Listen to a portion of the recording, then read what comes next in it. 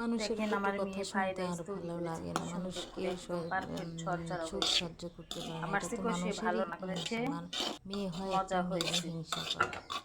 এরকম যেমন ভাবে আমার ফ্রাইড রাইস ননদ রান্না আমার করে থেকে খাইলে খুব হিংসা করে।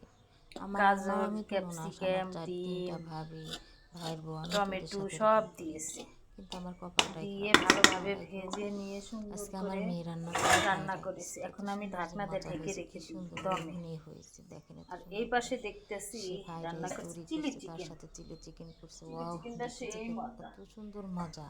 মনে হয় দারুণ সবগুলো হয়েছে এখন চিলি আমি খেয়ে নিই। চিকেনটা। আমাদের লাঞ্চে আজকে একটু আমার টেস্ট করে মেয়ে তৈরি দেখেছি, করলো অনেক চিলি মজা, চিকেন লোভনীয় আর হয়েছে। Fried rice.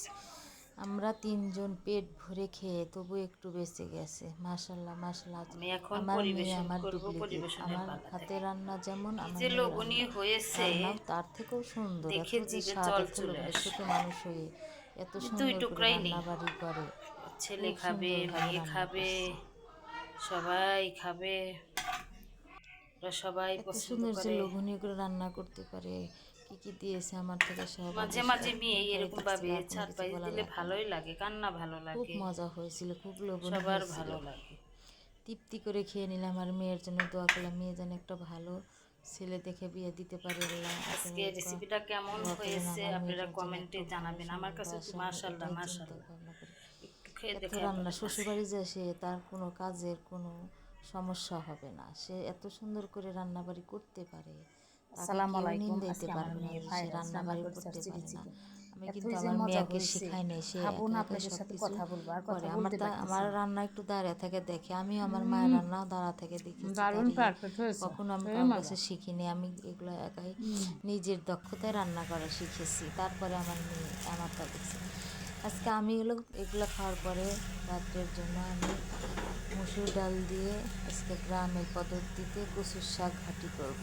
প্রথমে বাবার বাড়ি থেকে কচু আমার মা আমাদের পালান থেকে উঠিয়ে দিয়েছে, সেগুলো ভালোভাবে কেটে ধুয়ে নিয়ে তারপরে মসুর ডাল দিলাম 1 কাপ, কাঁচামরিচ কুচি, পেঁয়াজ কুচি, লবণ স্বাদ মতো দিয়ে, আদা রসুন বাটা দিয়ে দিলাম হলুদ গুঁড়ো, দিয়ে দিলাম একটু তেল যেন না লেগে যায়,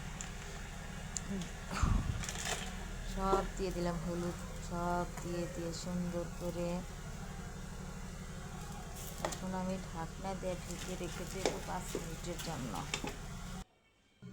একটুক্ষণ দিতেই একটু ঢাকনা দিয়ে ঢেকে দিলাম। দেখেন আর প্রায় সেদ্ধ হয়ে গেছে, 40% বেশি সেদ্ধ হয়ে গেছে। এত লোভনীয় যে হবে, অনেক দিন ধরে গ্রামের মানুষ এইরকমভাবে, কিন্তু আমি গ্রামের মেয়ে, নানি দাদি মা চাচিদের এইরকমভাবে রান্না করতে দেখেছি।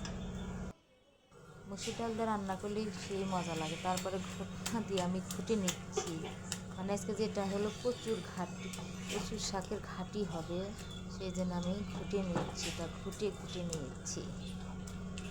আপনাদের অঞ্চলে এটা কী বলে কমেন্টে জানাবেন। কচুর ঘাটি, কচুর শাকের ঘাটি তো খাওয়া যায়। আমরা উত্তরবঙ্গের মানুষ, এই জন্য এগুলি পছন্দ করি বেশি।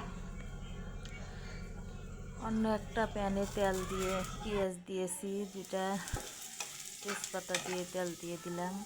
তেল দিয়ে একটু গোল্ডেন কালার করে ভেজে নিব। ভেজে নেওয়ার পর কালো জিরা, পাঁচফোড়ন দিয়ে, আস্ত জিরা দিয়ে একটু নেড়ে চেড়ে নেব। সোমবারটা যদি না পুড়ে যায়, এমনই অবস্থায় আমি দিয়ে দেবো এখন সেই শাকের ঘাটি, কচুর শাকের ঘাটি দিয়ে দেখেন কী যে সোমবারের সময় যে কী যে একটা সেন্ট বের হয়েছে, আশেপাশে সবাই বলবে কী রান্না হচ্ছে, কী রান্না হচ্ছে। পাশের বাসার ভাবিকে দিয়ে আসলাম, দোতলা ভাবিকে দিলাম, 4তলা ভাবিকে, 1 পিস করে সবাইকে দিয়ে আসলাম আজকে আমি। সবাই ভাবতেছে যে এটা এত মজা, এত লোভনীয় যে হয়েছে। এটা আমার খুবই পছন্দের খাবার, খুবই। এটার মধ্যে আয়রন থাকে, অনেক ভালো। আমার এই রেসিপিটা যদি ভালো লাগে, আপনি আমার চ্যানেলটি সাবস্ক্রাইব করবেন, কমেন্ট করবেন, শেয়ার করবেন। আল্লাহ হাফেজ, সবাইকে ধন্যবাদ।